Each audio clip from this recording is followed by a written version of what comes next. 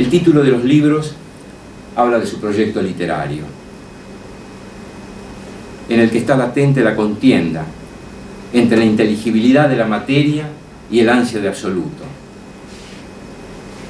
Materia acre es la sustancia de cifrar, de donde partimos y de la que debemos separarnos para alcanzar la elevación estática simbolizada por la luz, por el aire. Es como si dijera, al espíritu se llega atravesando las pruebas de la materia por sucesivas háceses y despojamientos. En Tuerto Rey recorre las variadas estaciones de lo real y las distintas caras de la persona en una verdadera nociología poética. En Alaska, metáfora de alguna manera absoluta, nacida de la observación de un programa televisivo sobre el Ártico, en el que vio la blancura de unos ojos polares deslizarse sobre la blancura del mar helado, y con él avanza hacia el horizonte de pureza que es el motor de su escritura. En Los gatos de la Acrópolis, la conciliación ya está alcanzada, pero algo todavía clama pidiendo sentido. Sabe que ha logrado su propia voz, pero advierte los límites de su intento. Lo que quería decir fue dicho, mas el objeto de su búsqueda, la belleza, el absoluto, el conocimiento, permanece tan lejano como al principio. La rama del laurel tiembla, los gatos vigilan imperturbables, quiero decir, los gatos verdaderos fueron, que observó reposando en la ladera de la Acrópolis, y que cualquiera que tome alguna de los caminos para subir a la Acrópolis, sobre todo el camino donde están las viviendas ahí asentadas, los encuentra esos gatos. Y él encontró que ahí había algo. Finalmente, lo que buscábamos se queda callado, o el que lo conoce no lo transmite. Los ancianos callaban, los gatos no transmiten, ha tocado el límite, y a ello opone el canto austero del quejido y la elegía despersonalizada. Hay un poema de este libro, El lavadero, escrito en vísperas de someterse a una intervención quirúrgica, en el que relata el sufrimiento físico como una purificación, como si el dolor fuera el precio que hay que pagar para atravesar el camino hacia la luz, donde se toca la antena de lo incorruptible, el agua inmaculada.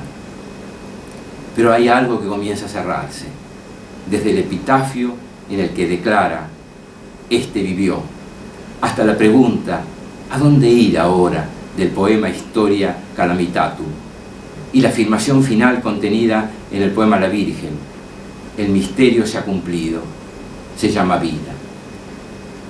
Sendra cierra este ciclo, pero hay que agregarle un poema totalizador de contenido fuertemente simbólico, La toma de Constantinopla.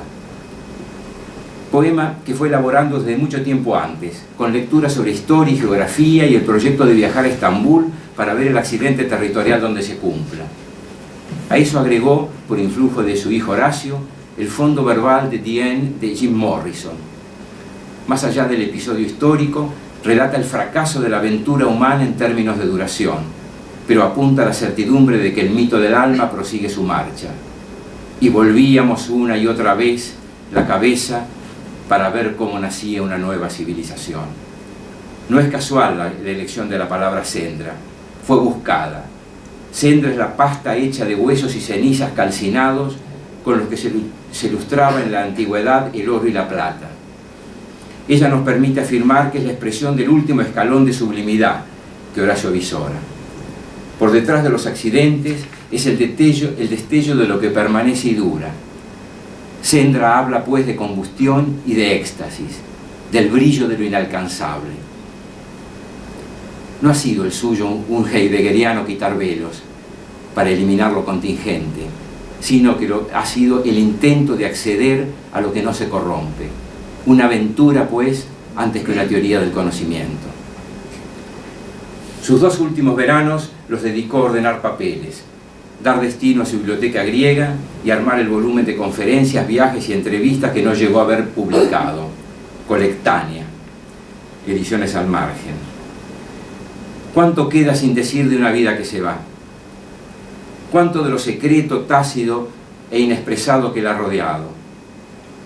Releo estos papeles y comprendo que quedan afuera su sonrisa, su mirar hospitalario, su paso largo y silencioso, la inclinación de su torso cuando saludaba la mano extendida con cierta laxitud como para aventar toda sospecha de opresión, el olor a lavanda joven con que perfumaba su ropa, aquellos mates bien cebados con los que me esperaba el jubiloso.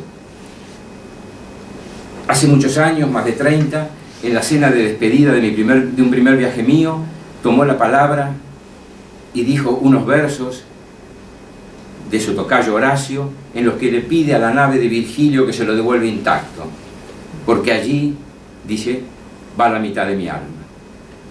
Cuando sus restos eran llevados, mis labios recordaron otros versos del poeta latino.